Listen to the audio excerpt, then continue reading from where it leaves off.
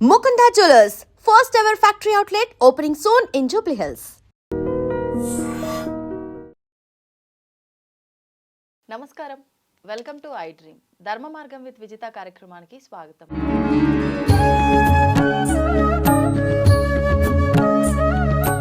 ప్రస్తుతం మనతో పాటు ఉన్నారు దివ్య విశ్వశక్తి పరివార్ ప్రచారకులు స్వామి ఓం స్వరూప్ గారు. ఇప్పుడు వారితో మాట్లాడి మరిన్ని విషయాలు తెలుసుకుందాం. నమస్కారం అండి. శుభమస్తు. దివ్య శక్తి అనుగ్రహమస్తు. మనకు ఈ డిసెంబర్ మాసంలో వచ్చే 30వ తారీఖున ఏకాదశి, ముక్కోటి ఏకాదశి, దీన్నే వైకుంఠ ఏకాదశి అంటాము. స్వామివారిని ఉత్తర ద్వారం గుండా దర్శనం చేసుకుంటే చాలా విశేషమైన అనుగ్రహం పొందవచ్చు అని చెప్పి అంటూ ఉంటారు. ఎందుకు ఇంత వైశిష్ట్యం ఈ ఏకాదశి కంటే? మనకు సంవత్సరం అంతా కూడా ప్రతి మాసంలో 2 ఏకాదశులు, ఇలా చూసుకుంటే 24 ఏకాదశులు మనకు వస్తాయి. విశేషంగా కొన్ని మాత్రం చాలా ప్రత్యేకమైనవి, అందులో చాలా ముఖ్యమైనది. ఎందుకని అంటే దీనికి అర్థాలు తెలుసుకుందాం. చాలామంది ఏకాదశి అనేటువంటిది 11వ రోజుగా అందరికీ, ఏకాదశ రుద్రులు, ఏకాదశ చంద్రులు, సూర్యుళ్ళు రకరకాలుగా ఉన్నాయి. కొన్ని లెక్కలే తీసుకున్నాము. లెక్క పెట్టలన్నీ సూర్య మండలాలు ఉన్నాయి, సూర్య లోకం ఉన్నది.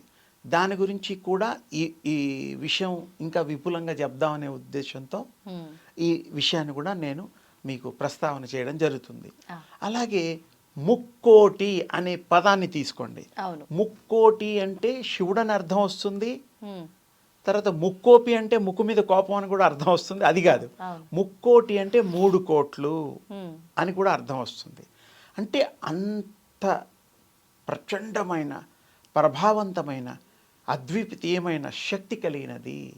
అంటే అంత దేవుళ్ళకు ఉండే శక్తి, ముక్కోటి దేవతలకు ఉండే శక్తి ఈరోజు విశేషంగా స్వామి దర్శనం చేసుకున్నప్పుడు అంత అనుగ్రహము, ఆశీర్వచనాలు మనకి లభిస్తాయనేటువంటిది ఒక పూర్వులు మనకిచ్చిన నమ్మకం కాదు, వరం.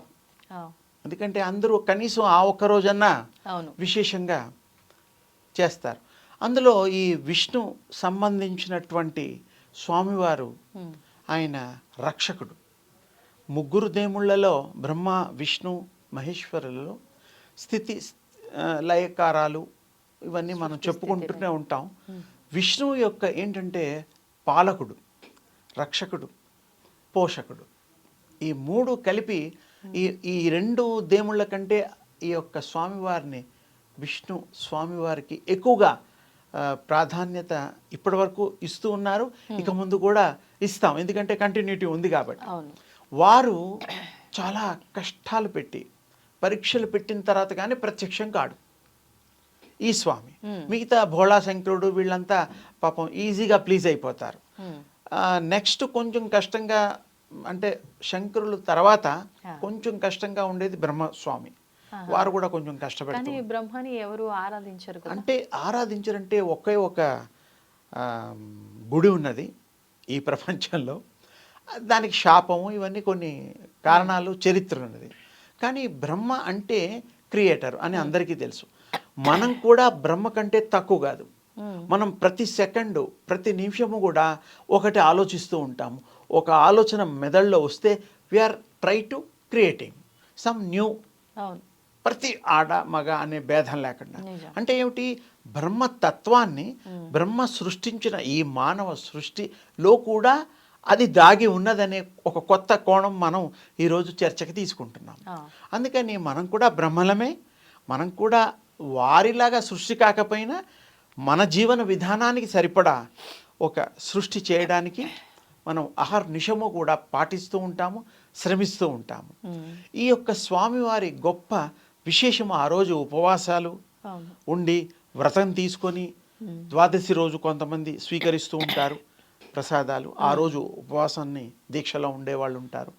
ఉండడమే కాకుండా వాళ్ళు మనస్ఫూర్తిగా ఆ స్వామి యొక్క శరణాగతిని అవుతూ, ఆ స్వామి యొక్క కృపకి పాత్రత పొందడానికి వీలైనటువంటి వారు క్రియ చేయగలిగిన నాడు ఆ స్వామి యొక్క విశేషమైనటువంటి, అపారమైనటువంటి సంపద, ఆశీస్సులు మనకి లభిస్తాయి.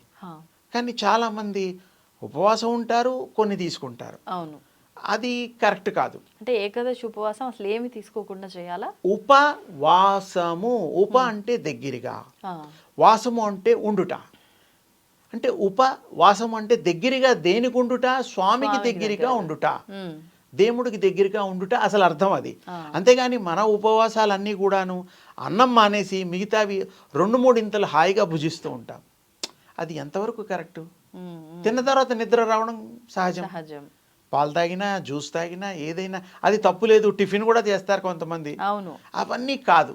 ఉపవాసం అంటే నిజం ఆకలేదమ్మా. ఇంకో విషయం చెప్తున్నా, ఆ, దృష్టి కనుక భగవంతుడి మీద మీరు పెడితే మీకు ఆకలే వేయదు.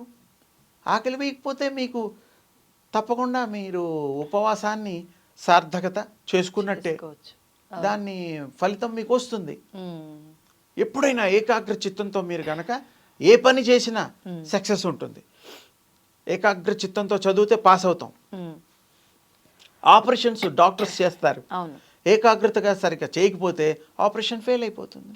ఉమ్, చదువే కాదు, ఏ పని? చికిత్సే కాదు, ఉమ్, నేర్చుకునేది ఏదైనా కానీ, అవును. చూసేది ఏదైనా సరే అవును. ఏకాగ్రత అవసరం. చేసేది ఎలాగూ చేస్తాం, అది శ్రద్ధతో చేస్తే కనీసం చేస్తే ఫలితం మీకు ఆ ఉంటుంది. భక్తికి ఫలితం ఉంటుంది. స్వామి మిమ్మల్ని అపారంగా విశేషంగా బిడ్డని హత్తుకుంటాడు. ఉమ్, అది ఎంత అవసరం మనకి ఇప్పుడు. అవును, అందుకే కదా మరి అవును. ముక్కోటి ఏకాదశి రోజు విశేషంగా రకరకాలు చేసిన ఉపవాసం ముఖ్యం, ఆ స్వామిని హృదయంలో నిలుపుకోవడం ముఖ్యం. టోటల్ సరెండెన్స్గా ఉంటూ చేసినప్పుడు ఏ ద్వారంలో దర్శనాలు చేసుకున్నా స్వామివారిదే. అవును. ఉత్తర దక్షిణ ధృవాలు. సరే, ఇప్పుడు ఉత్తరం మాట్లాడతాం, ఇంకోసారి దక్షిణం మాట్లాడతాం. ఆ, ద్వారాలు, హృదయ ద్వారాన్ని తెరుచుకోవాలి. హృదయ కవాటాన్ని ఏ మానవుడైతే తెలుసుకుంటాడో ఆ హృదయంలో వారు దేదీప్యమానంగా కొలువై ఉన్నారు. వారిని దర్శించమని, ఆ ద్వారం తెరుచుకోమని నేనంటాను. ఈ ద్వారం సరే తెరుచుకుంటాం, క్యూలో ఉంటాం, 1 మైల్ దూరం క్యూలో ఉండొచ్చు. ఆ క్యూలో ఉన్నప్పుడు కూడా కనీసం ఆ స్వామినామం చేయమంటాను నేను. ఇంకా జరగలేదు క్యూ, ఇంకా నేను అంత దూరంలో ఉన్నాను, అవును. ఇంకా రాలేదు, గంట అయింది, ఇంకో గంట గడప పట్టేలా దాటలేదు, ఉంది. ఈ గొడవలు. అవును. ఇది వద్దు. ఇది ఉంటే ఇంకా మరి స్వామివారు ఎప్పుడు మీకు దర్శనాలు ఇస్తారు? అవును. స్వామివారిని చక్కగా ఏకాగ్రతగా క్యూలో ఉన్నా సరే నామం చేయండి, అవును. గడప దాటుతున్నా నామం చేయండి. ఉమ్, కడకి మనం ఈ దేహాన్ని వదిలేటప్పుడు కూడా నామం చేస్తూనే ఉండాలి. అష్టాక్షరి మంత్రం సరే, మీ చేయొచ్చంటారా? ఇష్టం. ఎవరు మీ గురువులు ఇస్తే ఆ. ఆ నామాన్ని చేయొచ్చు. కొంతమంది గతంలో చెప్పారు, పూర్వం ఓ మహానుభావుడు సరే ఎప్పుడు పేరుకే దండం పెట్టుకుని వెళ్తూ ఉండేవారు. ఆ. అలా కాదు, మీకు సంతానం కలిగిన తర్వాత పిల్లలకి దేవుడి పేర్లు పెట్టండి అన్న. ఉమ్, ఉమ్, సరే స్వామి అన్న. ఒకరికేమో బ్రహ్మ అని పెట్టాడు, ఉమ్, ఒకరికేమో శివ అని పెట్టారు, ఉమ్, ఒకరికేమో నారాయణ అని పెట్టారు. నారాయణ అంటే నారాయణ స్వరూపుడు. అంతే. ఆయన ఎందుకు ఈ విషయం చెప్పాడంటే, మీ చివరి కాలంలో ప్రాణం వదిలేటప్పుడు ఉమ్, ఈ 3 పిల్లల్లో ఎవరిని పిలిచినా పలికినా మీకు పుణ్యం, ఊర్ధ్వగతులు వస్తాయి. ఉమ్. కనీసం వ్యాపారాల్లో అబద్ధాలు అవి ఇవి ఊర్ధ్వగతులు అంటే పైలోకాలు. అంటే పై లోకాలు, మంచి లోకాలు, ఊర్ధ్వంగా మంచి స్థితి. ఓకే. అయితే ఆ మంచాన పడ్డాడు ఒకరోజు. పాపం ఏజ్ కదా. అవును. అయితే కర్మ బుద్ధి ఎలా ఉందో అది చెప్తున్నారు ఇక్కడ. ఆ, 3 పిల్లలు ఉన్నారు. ఫస్ట్ వాడు మరి నారాయణుడు. ఆ, సరే, వాళ్ళందరూ పెద్దవాడిని పిలవాలి కదా రేపు చేయాల్సిన కార్యక్రమాలన్నీ కూడాను. అయితే ఆయన పక్క వాళ్ళు, ఆ భార్య, ఇంకా చుట్టాలు, బావమరుదులు అందరూ వచ్చేసారు. ఆ, అంతిమ కాలం కదా. అవును. నాయన కొడుకును పిలువు, ఆ, ఆయన గారు ఎలాగో నీకు నారాయణ పేరు పెట్టారు, పిల్లలకి పెట్టమన్నారు, పెట్టారుగా, ఇలానన్నా పుణ్యం పురుషార్థం. సరే, తులసి తీర్థం అవన్నీ పోస్తాం, అది వేరే. అంటే ఆ రోజు ఆయన కర్మ ఆ, అంటే ఎప్పుడైనా దేవుడికి దండం పెట్టుకోవడం, ఎప్పుడైనా దేవుడిని ఆరాధించడం ఉంటే అలవాటు ఉండేది. ఉండేది. అవును. కొడుకులకి పేరు పెట్టినా కూడా ఉమ్, పిలవయ్యా అంటే పలకలేకపోతున్నాడు. నా నా అని మనసులో అనుకుంటున్నాడు, బయటకు అనలేకపోతున్నాడు. ఆ, అయితే కనీసం నాని అంటే మిగతా యణాన్ని మనమన్నా కంప్లీట్ చేయొచ్చు ఆ, అని నార పీచు ఒకటి పట్టుకొస్తారు, తాడు. అది చూపిస్తే నా అంటాడేమో అని. నారా అంటే కనీసం మేమన్నా రెండు పదాలు నారాయణ పూర్తయితాయి. అని చేయొచ్చు రెండు. ఇలా చూపిస్తే నాన్ లేదు, ఎనా లేదు, ఏమీ లేదు, పీచు పీచు అన్నాడు. అంటే వాడికి ఆ కర్మలో యోగం లేదు. దేవుడు నామం పేరు పెట్టి పలకడానికి కూడా, కూడా అదృష్టం ఉండాలి. దేవుడు పేరు కొడుకులకి పెట్టి కూడా అనడానికి ఆ టైంలో తొయిల. అంటే ఇక్కడ అర్థం ఏమిటి? రెగ్యులర్గా పూజలు చేసిన వాళ్ళకి, రెగ్యులర్గా భగవంతుడిని ధ్యానం చేసిన వాళ్ళకి అప్పుడు కరెక్ట్ పదాలు వస్తాయి. వస్తాయి. ఎప్పుడో ఒకసారి రమ్మనమంటే రావు. అందుకని పేరు పెట్టినా పిలవాలి. అందుకే పెద్దవాళ్ళు కదిలినా మెదిలినా పడుకున్నా లేచినా ఏదో దేవుడి పేరు. నామస్మరణ. అంటే ఇక్కడ ఏం అర్థమైంది మనకి? మనం ఎంత ప్రయత్నం చేసినా ఆ నారతో పేనిన తాడును చూపించినా వారు నాను కూడా అనలేకపోయారు. అది మన యొక్క దౌర్భాగ్యము. నిజంగానే. అందుకని రెగ్యులర్గా దేవుణ్ణి నామస్మరణ చెయ్యాలి. చేస్తే ఎప్పుడు అదే ధ్యాసలో ఉంటాం. మీరు పనులు చేయొచ్చు మిగతావి. దేవుడే చేయిస్తున్నాడు అనుకోండి, ఆ నారాయణుడే చేస్తున్నాడు అనుకోండి, ఆ కృష్ణస్వామి చేస్తున్నాడు అనుకోండి, ఆ విష్ణుస్వామి చేస్తున్నాడు అనుకోండి. ఇలా అనుకొని గనక ఈ పద్ధతుల్లో ఫాలో అవుతే తప్పకుండా మనకి స్వామివారు సంపూర్ణ అనుగ్రహం, చక్కటి స్వర్గప్రాప్తి. ఇప్పుడు మీరు చెప్పిన ఉదాహరణను బట్టి ముందరంతా ఆయన నామస్మరణ చేయలేదు కాబట్టి పిల్లల పేర్లు పెట్టించైనా అంటే పిల్లలు ఉన్నా కూడా వాళ్ళు రెగ్యులర్గా కాంటాక్ట్లో ఉండేవాళ్ళు కాదు. ఇంట్లో ఉన్నవాడు కనీసం వచ్చేది అంటే ఆ రకంగా అయినా పలికిద్దాము అని అనుకున్నారు. వీళ్ళ ప్రయత్నం. అప్పటి వరకు కుదరలేదు. ఇంకా అంతిమంలో ఆ ఒక్కసారి అన్నంత నానన్న అంటాడేమో. ఉంటుందా ఫలితం ఉంటుందా ఆ ఒక్కసారి అన్నంత మాత్రం? అంటే వీటికంటే కొంచెం బెటర్ కదా. ఓకే. అదేదో గుడ్డిలో మెల్ల అనకపోయినా ఒక పర్సంటేజ్ నామాన్ని ఆ దృష్టి, భగవంతుడి దృష్టి అన్న ఆ ఏకాగ్రత కుదిరితే ఆ ఒక్క సెకండ్ అయినా అండం వల్ల భగవంతుడు కృప చేస్తాడు. ఓకే. అంతిమ యాత్ర కదా. అవును. ఆ టైంలో కూడా దేవుణ్ణి తలుచుకోకపోతే ఎప్పుడు తలుచుకోలేదు. డబ్బులు తలుచుకుంటాం, భార్య పిల్లలు తలుచుకుంటాం, ఇంకా డబ్బు కావాలనుకుంటాం, బంగారం అన్నీ ఏది కావాలన్నా కోరుకుంటాం, ఇల్లులు కట్టుకుంటాం, కార్లు కొనుక్కుంటాం. మరి భగవంతుడు నామం చేస్తే ఏమైంది? ఆయనే ఇస్తున్నాడు కదా. మనం ఎంత కష్టపడ్డా కొంతమందికి రూపాయి రాదు, కొంతమంది ఏమి చేయకుండా రూపాయి వస్తుంది. పూర్వజన సుకృతంచం. కొంతమంది ఒకసారి చదివితే వాళ్ళకి పట్టేస్తుంది, ఏకసంతాగ్రాహి. విన్నా పట్టేస్తారు కొంతమంది. మరే అందుకని వారికి దృష్టిలో పెట్టుకొని మంచి సమయస్ఫూర్తితో ఈ యొక్క దైవ నామాన్ని మరి అహర్నిశము వారు గనక జపం కానీ నామం కానీ మానసిక జపం అయినా కూడా చేసుకుంటే వారికి మంచి జరుగుతుంది, మహామంచి జరుగుతుంది. కృతార్థులు చరితార్థులు అవుతారు. గురుగారు, మనకు ఈ మాసంలో వచ్చే ఏకాదశి ముక్కోటి ఏకాదశి. ఈ ఏకాదశి చాలా విశిష్టత కలిగిన ఏకాదశి. అంటే మనకు 24 ఏకాదశులు ఉన్నప్పటికీ ఒక్కొక్క ఏకాదశి ఒక్కొక్క విశిష్టతతో ఉంటుంది. ఈ ఏకాదశి విశిష్టత గురించి, ఆ రోజు ఆచరించే విధానాలు, అంటే ప్రతి ఒక్క మానవునికి కోరికలు సహజం. ఎక్కువ కాలంగా ధర్మంగా ఉండి కూడా కోరిక నెరవేరట్లేదు అనుకునే వాళ్ళు ఈ ఏకాదశి రోజున ఉపయోగించుకునే అవకాశం ఏమైనా ఉందా కోరిక నెరవేరడానికి? శ్రీ మహాగణాధిపతయే నమ. ఐం మహాసరస్వత్యే నమ. శ్రీ లలితాంబికాదేవియే నమ. అమ్మ, ముక్కోటి ఏకాదశి, వైకుంఠ ఏకాదశి, ఇలా ఏకాదశికి పేర్లు. ఇది ప్రామాణికం. ఇది ఇంకా పతాక స్థాయి సన్నివేశంతో కలిగినటువంటిది. అలాగే ఉత్తర ద్వార ప్రవేశం అనేటువంటిది ఒకటి. ఇవన్నీ కూడా చెప్పుకుంటాం. ఎందుకంటే మనకు కావాల్సింది ఏమిటంటే ప్రతి వాళ్ళము కోరుకునేది వైకుంఠానికి దారి అనేటువంటిది కావాలి అని, వైకుంఠ ద్వార ప్రాప్తి అని మనం దాంట్లో రాయటమే చెప్తారు. ఏమిటి వైకుంఠం? ఎందుకు? ప్రతి వాళ్ళు నరకానికి వెళ్ళాలని కోరుకోము కదా. కోరుకోరు. శ్రీ మహావిష్ణువు దగ్గర అయితే ఆయన వైభోగం కాబట్టి నిత్య కళ్యాణం పచ్చతోరణం. ఇప్పుడు తిరుమల చూస్తే అదే వైకుంఠం. కలియుగ వైకుంఠం అని అంటున్నాం మనం. అది కలియుగ వైకుంఠం అనే కాదు, ఇంకా వైకుంఠం ఈ యుగంలో మాత్రమే అని మనం అనడానికి లేదు. అక్కడ నిత్య కళ్యాణం పచ్చతోరణము. ఏమోహరణ చూడు పసపు పట్టించుకొని లేదా నామాలు పెట్టుకొని గోవిందా గోవిందా గోవిందా గోవిందా అనుకుంటూ వెళ్ళటము, తీయడం, రావటము, జనాలు వెళ్ళేవాళ్ళు వచ్చేవాళ్ళు సంతోషంగా. అక్కడికి పోగానే మనస్సు ఎన్ని కష్టాలు ఉండినా ఆ కొండ మీద అడుగు పెట్టంగానే ప్రతి వాళ్లకు కూడా మనస్సు ఎంత ప్రశాంతత ఉంటుంది. అటువంటి వైకుంఠమే వైకుంఠం. ఎందుకు ఇవి మామూలుగా అంటే ఏకాదశి వ్రతం అని మనకు వ్రతాలు చాలా ఉన్నాయి. ఆ, ఏకాదశి వ్రతం అనేటువంటిది మొదలు పెడతాం. ఆ, ఎప్పటి నుంచి? ఇప్పుడు ఇది అయిపోగానే, పుష్యమాసంలో అయిపోగానే, ఆ, ఇప్పుడు ఈ ఏకాదశి అనేటువంటిది అయిపోగానే మళ్ళీ ప్రారంభం అవుతుంటుంది. మళ్ళీ నెలకు వస్తుంది కదా, అవును అవును గురుగారు. బహుళ ఏకాదశి, శుద్ధ ఏకాదశులు వస్తుంటాయి. ఉమ్, ఇలా ఏకాదశులు ఇలా మనము పాటించటములో ఏమిటి అంటే, ఏకాదశి అంటే ఏకాదశి నాడు ఇంట్లో ఎవరు వంట చేసేవాళ్ళు కాదు పూర్వం. ఆహా, ఎవరి ఇళ్లల్లోనూ పొగ వచ్చేది కదా అప్పుడు. కట్టెల పొయ్యి, ఇప్పుడు ఎవరింట్లోనూ ఇప్పుడు కూడా పొగలు రావు అనుకోండి, రావు. కట్టెల పొయ్యితో చేసేటువంటి వాళ్ళు కాబట్టి ఎవరింట్లోనూ అబ్బాయి ఈరోజు ఏకాదశి, ఉమ్, ఎవరింట్లో చూసినా పళ్ళు పాలు ఇవి మాత్రమే తిని ఉంటారు, అవి కూడా తినరు. ఉమ్, ఉమ్, ఏకాదశి అనేటువంటి దాంతో ఉపవాసము అంటే ఏమిటి?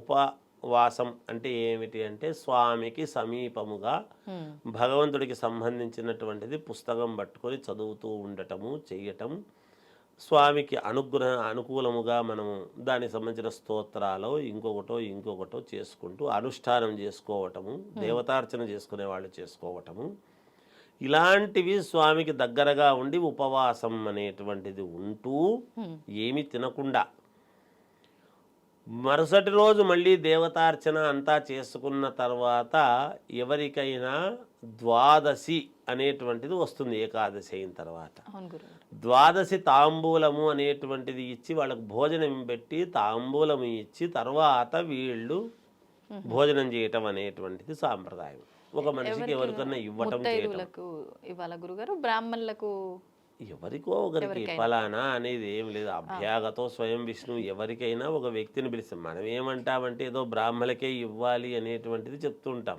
ఉమ్, ఉమ్, ఇస్తే పరమ సంతోషం. ఎందుకంటే బ్రాహ్మణు మమ దేవత, ఎందుకంటే భగవంతుడు నడిచి రాడు. ఆ, ఒకటి, భగవంతుడికి నిరంతరము అర్చన చేసేటువంటిది, పూజలు కార్యక్రమాలు చేసేటువంటిది బ్రాహ్మణులు కాబట్టి బ్రాహ్మణులకి ఇస్తే దేవుడికి ఇచ్చినట్టు అని సంతోషం. అవును. అందుకని బ్రాహ్మణులకి ఇవ్వడం జరుగుతుంది. ఉమ్, ఇచ్చినప్పుడు ఒక మంత్రం ఉంటుంది, అది చదవటం. నేను స్వీకరిస్తున్నాను, నువ్వు ఇస్తున్నాను, నేను స్వీకరిస్తున్నాను అనేటువంటి అది చెప్పటము. ఎందుకు అంటే బ్రాహ్మణుని యొక్క అధీనము మంత్రము, మంత్రాధీనం దైవము, మంత్రాధీనం అని, మంత్రం బ్రాహ్మణాధీనం అని. ఇది ఈ ఉదాత్వాలు అనుదాత్వాలు ఏత్వాలు ఎలా పలకాలను అలా పలుకుతాడు సుష్టుగా, ఆ, పద్ధతిగా అనేటువంటిది ఉంటుంది. కాబట్టి ఉమ్, తప్పులు వలకుండా చెప్తారు బ్రాహ్మలు అనేటువంటిది. ఉమ్, అది అందుకని ఇవన్నీ కూడా ఏదో ఒకదానికొకటి లింకు. అవును. అలా ఇచ్చి వాళ్ళు సంతోషంగా ఏదో ఆ రోజు భోజనం చేయటం అంటే భగవంతుడికి మేము ఇచ్చుకున్నాము అని ఆత్మతృప్తి. మనకు ఒక తృప్తి ఎప్పుడు వస్తుంది? మానసికమైన తృప్తి ఎప్పుడు అంటే ఏకాదశి వ్రతం అయిపోగానే ఒక తాంబూలం ఇచ్చినాను, అబ్బా సంతోషం అని. మనకు మంజునాథ సినిమాలో కూడా ఈరోజు ఎవరు రాలేదే భోజనం పెట్టడానికి అని వెతుకుతూ ఉంటాడు. ఇవన్నీ ఆచారాలు ఎక్కడి నుంచి వచ్చినాయంటే శాస్త్రాల్లో ఉన్నవే. అందుకనే అలా చూస్తారు. హా, దైవం మానుష రూపేణాను. భగవంతుడు ఎప్పుడూ కూడా శంకు చక్రాలు గదా పట్టుకొని రాడు, ఆ, ఇంకొక మనిషి రూపంలోనే వస్తాడు. వీళ్ళని చూద్దాము పెడతారా పెట్టరా ఆ, అని అలా వచ్చి తినిపోవడం అనేది జరుగుతుంది. ఇలా పాటిస్తూ ఈ వైకుంఠ ఏకాదశి అనేటువంటి రోజు ఉత్తర ద్వారము గుండా స్వామిని దర్శనము చేసుకుంటే మనకు సంపూర్ణమవుతుంది ఈ ఏకాదశి వ్రతం. ఓహో, ఇలాంటి ఏకాదశులు, ఏకాదశి అంటే ఏమి? 11. జీవితంలో ప్రతి వాళ్ళు ఒక 11 సంవత్సరాల పాటు ఏకధాటిగా దీన్ని ఒక ప్రామాణికముగా పెట్టుకొని చేస్తారు. అంటే వచ్చే 24 ఏకాదశులు 11 సంవత్సరాలు చేయాలా గురుగారు? వరుస అంతే కదా, దాని అర్థమే అది. ఆహాహా. ఏదో ఒక సంవత్సరం చేస్తాను, 2 ఏళ్ళు చేస్తాను అనేది కాదు. ఏకాదశం అంటేనే ఏకాదశ వార రుద్రాభిషేకం అని మనం ఎందుకు చెప్తున్నాం? అది 11 సార్లు 11 సంవత్సరాల పాటు ఏకధాటిగా ఎక్కడా అడ్డంకి రాకుండా వీళ్ళు గనక జీవితంలో 120 సంవత్సరాలు మానవుడి యొక్క ఆయుర్దాయం యొక్క ఇదైతే 11 సంవత్సరాల పాటు చేయడం ఏం పెద్ద సంగతి. అవును. అలా ప్రతి సంవత్సరము ఇలా ఉపవాసం ఉండి ఏకాదశులు ఇలా వచ్చే వైకుంఠ ఏకాదశికి ఇలా మామూలుగా వెళ్ళి స్వామి దర్శనం చేసుకుంటూ చెందుతూ వస్తున్నారు అంటే వాళ్ళ జీవితము మోక్షము ఓకే. అని శాస్త్రములో ఉండేటువంటి మాట. ఇక ఇప్పుడు ఈ వైకుంఠ ఏకాదశి రోజు మనం ఏమి పాటిస్తే మంచిది, ఆ, ఏం చేసుకుంటే మనకు నిజంగా మేలు జరుగుతుంది, ఉమ్, అంతే కదా. అంతే గురువు ఇంకా కోరికలు మీరు అన్నట్టుగా ఏవో కోరికలు ఉంటాయి. ఉంటాయి. ఇది ఒక్కో మనిషికి ఒక్కొక్క రకమైన కోరిక. అవును. కార్లు ఉండేవాడు పెద్ద కారు కొనాలనో, లేకపోతే ఒక ఇల్లే ఉండేవాడు ఇంకొక ఇల్లు పెద్ద ఇల్లు కొనుక్కోవాలి, అపార్ట్మెంట్ ఉండేవాడు విల్లా కొనుక్కోవాలని, విల్లా ఉండేవాడు ఇంకా కొంచెం ఒక ఎకరాలు కట్టుకోవాలని. అవును. మానవుడికి తృప్తి అనేటువంటిది కొంచెము తక్కువే. తక్కువే, చాలా తక్కువ.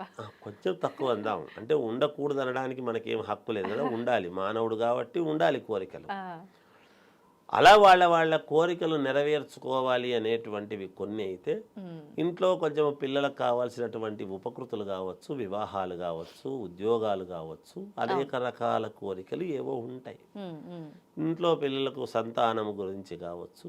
దైవం కదా భగవంతుడు, అందుకని ఏ దైవము ఎటువంటి వరం ఇస్తాడో కనుక అందరికీ మనం మొక్కుతాం. హా, గణపతి దగ్గర నుండి ప్రతి దైవము, ప్రతి దేవాలయం, ప్రతిదీ ఒక గుడి అనేటువంటిది పెట్టుకొని, ఉమ్, ఏ పుట్టలో ఏ పాము ఉందో, అన్ని పుట్టల్లో ఒకే రకమైన పాము ఉండదు కదా, ఉండదు. ఏ పాము మనకు అనుగ్రహం ఇస్తుందో, ఏం జరుగుతుందో అనేటువంటి దీంతో ఈ ఏకాదశులు వచ్చినా ఇంకొకటి వచ్చినా ప్రతిదీ కూడా మనము ప్రామాణికముగా మనము ఏదో మొక్కుకొని మనం అనుకూలంగా చేసుకొని ఉమ్, ముందుకు వెళ్ళాలి అనేటువంటి తాపత్రయంతో మనం చేసుకుంటాం.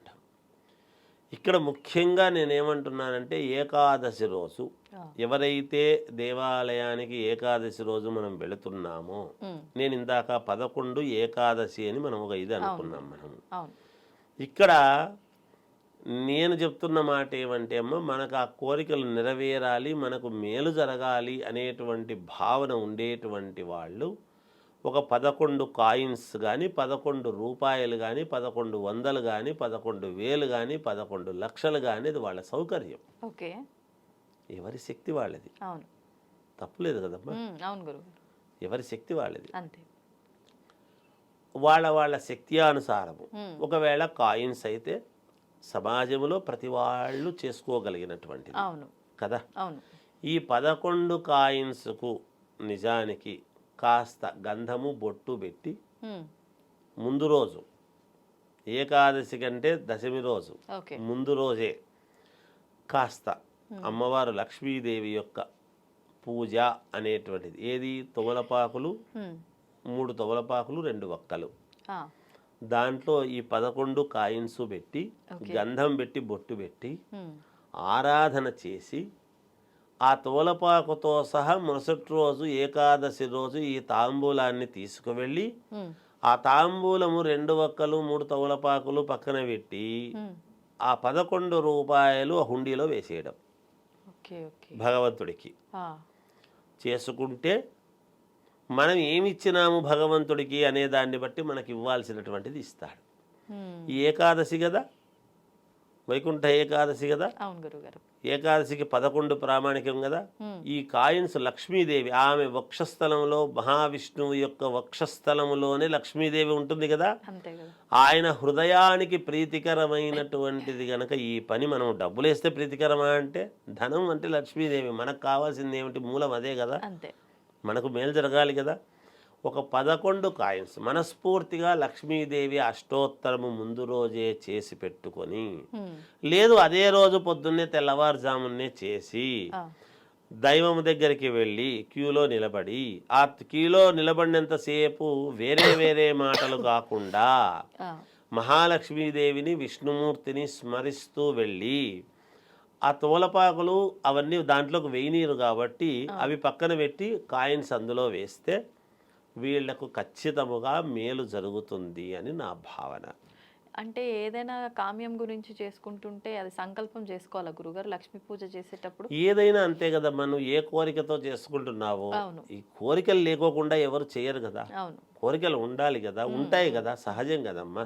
ఇప్పుడు ఏకాదశి వ్రతం చేస్తూ ఏ కోరిక లేకపోయినా తల్లి నన్ను చల్లగా చూడండి నా కుటుంబాన్ని కూడా మెడుకోవచ్చు కదా. అంతే కదా. అమ్మాయి ఇంకో 100 ఏకాదశులు నాకు ఇట్లా చేసేటువంటి శక్తిని ఈ తల్లిని కోరుకోవచ్చు కదా, అవును తప్పులేదు కదా. అవును గురుగారు. అలా చేసుకోవచ్చు. వాళ్ళకి ఏ కోరిక ఉండినా, ఎంత క్లిష్టమైనటువంటిది ఉండినా, మనకు క్లిష్టమైంది భగవంతుడు అమ్మవారు ఒక కంట ఓరకంట అట్లా కన్ను తెరిచి చూస్తే చాలు అని కదా మనం ఉంటాం. అంతే. కనుక అమ్మవారు స్వామి యొక్క వక్షస్థలములోనే అమ్మవారు వేరు స్వామి వేరు కాదు కదా. శ్రీ వెంకటేశ్వర స్వామి అవును. మనము శ్రీ పార్వతీ పరమేశ్వరు మనం చెప్పుకుంటున్నాం కదా. అవును. అందుకని ఈ శ్రీకారంలోనే అమ్మవారు ఉంటుంది ఎప్పుడు కూడా.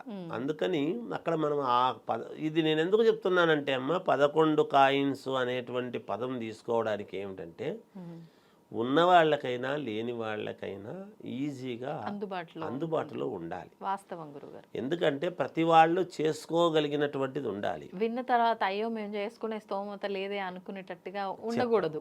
అంటే ఎందుకంటే భక్తి అందరికీ సంబంధించింది. అంతే గురుగారు.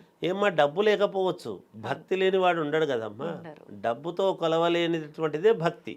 ఎంత ఇచ్చినా భక్తికి తూగలేనటువంటిదే భక్తి. అందువలన ప్రతి పేదవాడికి కూడా సులభ భక్తుడు భగవంతుడు. నారాయణ అంటే చాలు పుణ్యం అని అనుకుంటున్నాము కదా. అవును. వెంకటేశ్వర అని పేర్లు కూడా పూర్వం అందుకే పెట్టుకునేవాళ్ళు, ఆ పేర్లతో పిలిస్తే పుణ్యం వస్తుంది అని. అందుకనే ఒరే అని తిట్టేవాళ్ళు కాదు. నాయన వెంకటేశ్వర ఎందుకు నాయన ఇట్లా చేసినావు అనేవాళ్ళు. ఒక మాట అనాల్సి వస్తే కూడా ఒరేయ్ అని తండ్రి కొడుకును పిలిచేటువంటి రోజులు లేవప్పుడు. ఇప్పుడు మనము విపరీతంగా ఒకరినొకరిని దూషించుకునేటువంటి పరిస్థితులకు వచ్చినాం. ఆ పేరుకు అర్థం తెలియక తిడితే కూడా దేవుణ్ణి తిట్టినట్టు అవుతుంది అని, మందలిస్తే కూడా దేవుణ్ణి మందలించినంత ఇది అవుతుందని జాగ్రత్త నాయన, బాగుండండి ఇట్లా నెమ్మదిగా మాట్లాడేటువంటి తత్వం ఉన్నింది. అందుకే తీసుకునే దీన్ని నడిచేటువంటి నడవడిక అన్నీ కూడా ఉంటాయి కదమ్మా. అందుకని అందరికీ సులభంగా ఉండాలి. చిన్న వాళ్ళ దగ్గర నుండి పెద్దవాళ్ళ వరకు కూడా ఉన్నవాళ్ళు కూడా మీరు ఇంకా ఎక్కువ వేయాలంటే వేయొచ్చు. ఇది చేసే వేయాలి. ఏదేసినా భగవంతుడికి శక్తి కొద్దీ ఈ 11 కాయిన్సే చెయ్యాలి. ఉన్నవాడైనా ఎంత ఉన్నవాడైనా 11 కాయిన్స్గా ఆ పూజ చేసుకొని ఎవరికి అవసరమో వాళ్ళు చేయాలి. ఇగో నా బదులు నువ్వు చెయ్యి. మనకు నగ ఒకరు కొనుక్కుంటే నా బదులు నువ్వు వేసుకోపో అని చెప్తారా? లేదు, నాకే కావాలనుకుంటున్నాను కదా. అందుకు ఎవరికి సమస్య మనస్ఫూర్తిగా ఉంటే, ఎవరి పిల్లలకు మనస్ఫూర్తిగా ఉంటే వాళ్ళు వాళ్ళ కోసం చేసుకోవటము చాలా ఉత్తమమైనటువంటి మార్గము. ఇది వాళ్ళే చేసుకోవాలి, ఎవరికి వాళ్ళే. ఆ చేసుకుంటేనే పుణ్యం. అలా చేసుకుని ఇప్పుడు భార్యాభర్తలు ఇద్దరు ఉంటారు. మీరు అడిగేదాన్ని బట్టి నాకు ఇంకో అనుమానం వస్తుంది. ఎందుకంటే మరి ఇద్దరు కలిసి చేయాలన్నా భర్త కోరిక వేరు, భార్య కోరిక వేరు కదా. ఇద్దరు కలిసి ఇద్దరు ఏకోన్ముఖంగా ఒకటే కోరిక కోరుకోవాలి. నాకు బిజినెస్ లో వేరే కష్టం ఉంది, నేను వేరే కోరుకుంటాను, నువ్వు ఇది కోరుకో నేను అది కోరుకుంటానంటే కాదు. ముందు నీ ఇంటి సమస్య తీర్చుకో. ముందు మనం స్నానం చేసి గుడికి వెళ్తే గుడిలో ఉండే పవిత్రత మనకు వస్తుంది. ముందు మన ఇంటి సమస్య తీర్చుకుంటే ఒకదాని మీద అని ఉండాలి. ఆ ఒకటి ఏదో కోరుకోండి, ఆ బలమైనటువంటిది. లేదు భార్యను మెప్పించి ముందు నీ ఎదుగుదల కోసమే కోరుకుంటారా, అది మీరు అనుకుని ఒక నిర్ణయానికి వచ్చి ఒక పద్ధతిగా చేసుకుంటే మేలవుతుంది. అంతేగాని ఇంట్లో మేము అందరు ఉన్నాం కదా తలా ఒకరు దిక్కు కోరు. ఇప్పుడు దీంట్లో ఏమవుతుందంటే ఇంట్లో ఆడపిల్లలు నాకు కావాల్సిందే నేను కోరుకుంటా. ఇప్పుడు ఎట్లుంటాయంటే మా అమ్మాయి కోరుకున్న వరుడు జరగొద్దు కాక అని ముక్కొని, అమ్మాయి నాకు కావాల్సిన వరుడే నాకు కావాలని కోరుకొని, ఇవన్నీ క్లిష్టమైనటువంటి వ్యవహారాల్లోకి పోరాదు. అది కూడా చెప్తున్నా. లవ్ మ్యారేజ్ వద్దు, మేము కుదిర్చిన సంబంధం ఇది కాదు కావాల్సింది, అది కాదు కావాల్సింది. ఇప్పుడు తల్లిదండ్రులు ఏం కోరుకోవాలి? అలా ఉన్నప్పుడు మా అమ్మాయికి మంచి మార్గాన్ని చూపించు తండ్రిని కోరుకోవాలి ఇద్దరు కలిసి. ఒక తాటి మీద ఉంటే పనులు నడుస్తాయి. అందుకే ఇంట్లో నలుగురు చేతికుండే 4 వేళ్ళు ఏకోన్ముఖముగా మనం పిడికిలి బిగిస్తే ఒక పని అనేది జరుగుతుంది, ఒక పని చేయగలుగుతున్నాం. మనం పెన్నుతో ఒకటి రాయాలన్నా సంతకం పెట్టాలన్నా కూడా ఇవన్నీ ముడుచుకొని బలాన్ని ఇవ్వగలిగితేనే పెడతాం. ఇవన్నీ తెరుచుకొని బలాన్ని పెన్ను మీరు సంతకం చేయండి ఇట్లా తెరిచి రాదు. మూసుకుంటేనే మనం సంతకం పెట్టగలుగుతాం. అవును. ఇలా తెరిచి మనం సంతకం చేయండి, చేయలేము. చూడండి, చేయలేం. పెట్టలేము. అప్పుడే సంతకం తేడా వస్తుంది. అవును, ఈ తేడా ఉందని వెనక్కి పంపిస్తాడు. అంతే కదా. అందుకని అన్నీ కలిసి మనం ఇంట్లో ఏకోన్ముఖముగా ఇంట్లో ఉండే సమస్య ఒకటిగా భార్యాభర్తలు ఇంటి పెద్దలు ఎప్పుడు కూడా కోరుకుంటారో అది జరుగుతుంది. ఓకే. ఇవన్నీ చాలా జాగ్రత్తగా చెప్పాల్సిన వాళ్ళం మేము కూడా పూర్తిగా క్లారిటీగా చెప్పాల్సి వస్తుంది తల్లి, అంతే. చక్కటి వివరణ గురుగారు. నిజంగా అంటే చాలా మందిలో ఇది నిజంగా డౌట్ రేజ్ అవుతుంది. మీరే దాన్ని అర్థం చేసుకొని దానికి కూడా ఒక వివరణ ఇచ్చారండి. ధన్యవాదాలు గురుగారు. జయోస్తు. And for more videos, Please subscribe to iDream. Please subscribe to iDream. Please subscribe iDream. And please subscribe to iDream. For more videos, subscribe to iDream. please like, share, and subscribe to the channel. Congratulations, iDream. Subscribe to iDream. Subscribe to iDream. So subscribe to iDream Media. iDream ki iDream team andarki huge congratulations. Please subscribe iDream Media. Please subscribe to iDream. Subscribe iDream. Please subscribe to iDream. iDream అంటే నా కళల ఛానల్ను subscribe చేసుకున్న నోరు తిరుగుతలేదు. మీరైతే గంట గుర్తు కొట్టండి. For more such videos, please subscribe to iDream.